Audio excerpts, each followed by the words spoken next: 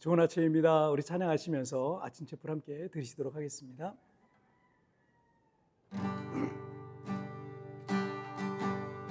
정결한 마음 주시옵소서.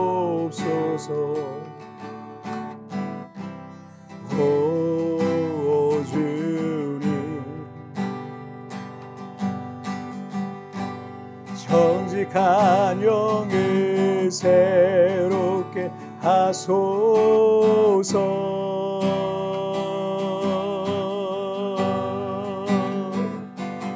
나를 주님 앞에서 멀리하지 마시고 주의 성령을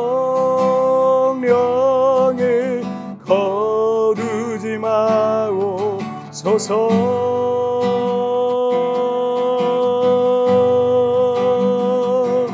그 구원의 기쁨 다시 회복시키시고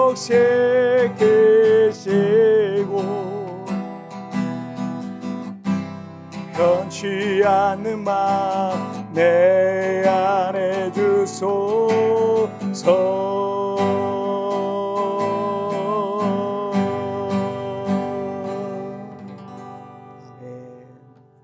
자, 우리 같이 기도하시겠습니다. 하나님 아버지 감사합니다. 오늘도 예배하며 이 하루를 시작합니다. 날마다 하나님의 말씀으로 우리의 영을 깨우시고 또 새롭게 하셔 주셔서 하나님이 우리의 삶 가운데 갖고 계신 그 계획과 뜻을 깨달아 그렇게 주의 말씀에 순종하며 하루하루를 살아갈 수 있도록 도와주옵소서. 오늘도 주께서 주실 말씀을 기대합니다. 나를 붙잡아 주옵소서. 감사하며 예수님의 이름으로 기도하옵나이다. 아멘. 오늘 우리 주신 하나님의 말씀은 시편 141편 3절부터 7절까지의 말씀 제가 봉독해 올리도록 하겠습니다. 여호와여 내 입에 파수꾼을 세우시고 내 입술의 문을 지키소서. 내 마음이 악한 일에 기울어 죄악을 행하는 자들과 함께 악을 행하지 말게 하시며 그들의 진수성찬을 먹지 말게 하소서.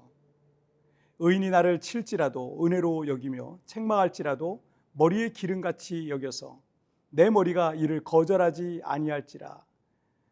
그들의 재난 중에도 내가 항상 기도하리로다. 그들의 재판관들이 바위 곁에 내려 던져졌도다. 내 말이 달무로 무리가 들으리로다. 사람이 밭가라 흙을 부서뜨림 같이 우리의 해골이 스올 입구에 흩어졌도다.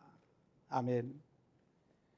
얼마 전에 그 TV 예능 프로 중에 유퀴즈 언더 블록이라는 프로에서 그 싱가포르에서 10년간 보험 계리사로 일하던 이나경 씨라는 분이 출연했는데 그 좋은 직장에 사표를 내고 한국 여성 최초로 무동력 요트로 세계를 일주했다는 겁니다. 330일간 총 11개월간 항해를 했고 4대양 6대륙 총 4만 해리 약 7만 4천 킬로 즉 지구를 두 바퀴 돌 거리를 무동력 요트로 항해를 한 겁니다. 어쨌든 무사히 그 대장정의 항해를 마치고 돌아왔는데 이나경 씨의 어머니가 이나경 씨가 항해하는 동안 죄짓지 않고 착하게 살려고 노력했다는 겁니다. 왜냐하면 혹여라도 자신의 죄 때문에 항해 중인 딸에게 사고라도 생길까 걱정되었기 때문이었다고 합니다. 만약에 이 어머니가 기독교인이었다면 딸이 항해하는 1년간 신앙이 더 깊어졌을 것 같습니다. 이렇게 때로 우리에게 있는 여러 가지 불안 요소들 또는 어떤 고난의 문제들은 우리를 돌아보게도 하고 또 우리의 믿음을 더 깊게 만드는데 도움을 주기도 합니다. 이 다윗의 시인 시편 141편은 그가 큰 환난으로 고통받고 있었을 때 기록된 시입니다. 시편 150편 중에 공식적으로 다윗의 시는 무려 73편에 이릅니다. 그 외에도 여러 편이 더 있는 것으로 보이는데 대부분이 그가 이 큰 환난 가운데 있었을 때 기록된 시입니다. 그가 고난 중에 가장 깊은 믿음의 상태에 있었다라는 말이 되겠죠. 자, 시편 141편 3절을 보실게요. 여호와여 내 입에 파수꾼을 세우시고 내 입술의 문을 지키소서. 그는 고난 중에 자신의 말을 돌아보고 있는 겁니다. 우리의 죄 가운데 말로 짓는 죄가 많습니다. 사람이 변화된다면 먼저 말과 말투부터 달라지게 되어 있습니다. 말이 많으면 실수가 많을 수밖에 없습니다. 그래서 다윗은 하나님께 내 입에 파수꾼을 세우시고 내 입술의 문을 지키소서라고 이렇게 기도하고 있는 겁니다. 과거 이스라엘 백성들이 40년간 광야에서 지낼 때 가장 많이 반복된 범죄가 무엇이었습니까?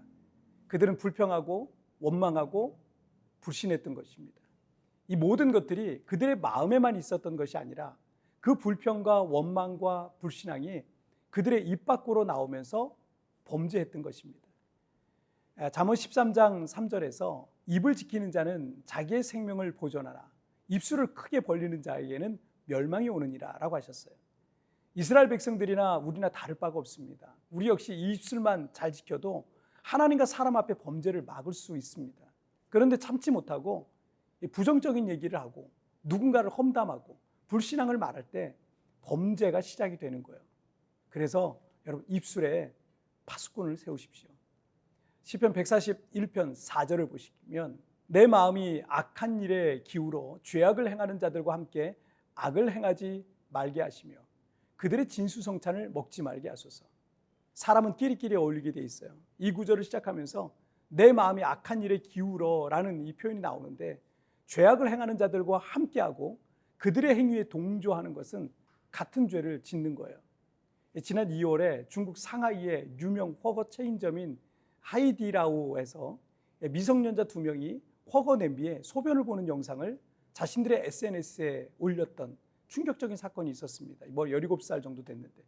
그리고 얼마 전에 이 브랜드 이미지에 심각한 타격을 받은 이 체인 사업부에서 이들을 상대로 진행된 소송에서 배상금과 명예훼손 등 2,300만 위안, 한화로 약 44억 6,400만 원을 배상하라라고 판결이 내렸습니다.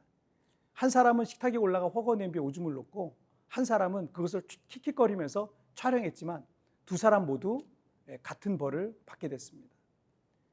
어떤 사람과 어울리느냐에 따라서 그 사람의 인생이 바뀔 수 있습니다. 시편 1편 1절에서 복 있는 사람은 악인들의 꾀를 따르지 아니하며 죄인들의 길에 서지 아니하며 오만한 자들의 자리에 앉지 아니하고 라고 말씀하셨어요. 악인들의 죄에 어울리기 시작하면 그와 똑같은 사람이 되는 거예요. 다윗은 죄악을 행하는 자들과 함께하지 않겠다라는 것입니다. 자, 5절을 쉬운 성경의 번역으로 보시면 의로운 자가 나를 때리는 것은 은혜로운 일입니다. 그가 나를 꾸짖게 해주소서. 그것은 내 머리 위에 붙는 향유입니다. 내가 그것을 싫어하지 않을 것입니다. 나는 악을 행하는 자들을 위해 항상 기도하겠습니다 라고 했습니다. 다른 사람의 권면과 책망을 듣지 않는 사람은 교만한 사람입니다. 하지만 다윗은 의로운 자가 그를 책망하는 것은 은혜로운 것으로 받고 그가 자신을 꾸짖게 해달라고 기도하고 있는 것입니다. 잘못된 것은 고치겠다라는 그의 의지를 볼 수 있습니다. 다윗은 지금 큰 고난 가운데 있지만 그 고난 중에 자신을 돌아보고 있습니다. 그리고 그런 범죄가 반복되어 다시는 자신이 더 큰 고난에 빠지게 되기를 원하지 않고 있습니다.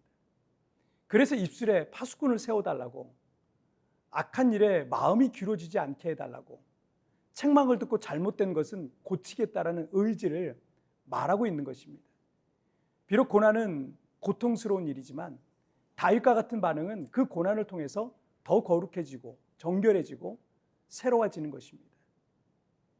우리에게 어떤 문제와 고난이 있습니까?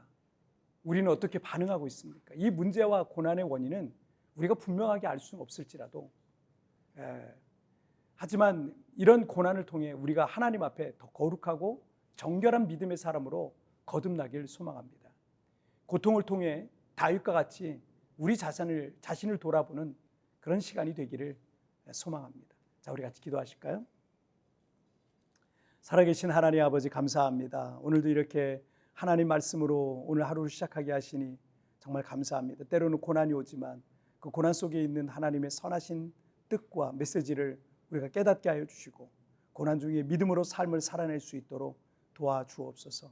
오늘도 하나님 나를 붙잡아 주시고 내가 어디를 가든지 무엇을 하든지 동행하실 걸 믿사오며 예수님의 이름으로 기도하옵나이다. 아멘. 여러분, 티편에 나오는 오늘의 묵상 보시면서 개인적으로 묵상하시고요. 짧게라도 뜨겁게 기도하시면서 오늘 하루 주님과 동행하시길 바랍니다. 내일 우리 굿모닝 프레스 뵙겠습니다. 여러분 승리하세요. 이 문제와 고난의 원인은 우리가 분명하게 알 수는 없을지도 모릅니다. 하지만 이런 고난을 통해 우리가 하나님 앞에 더 거룩하고 정결한 믿음의 사람으로 거듭나길 소망합니다. 우리에게 어떤 문제와 어떤 고난이 있습니까? 우리는 어떻게 반응하고 있습니까?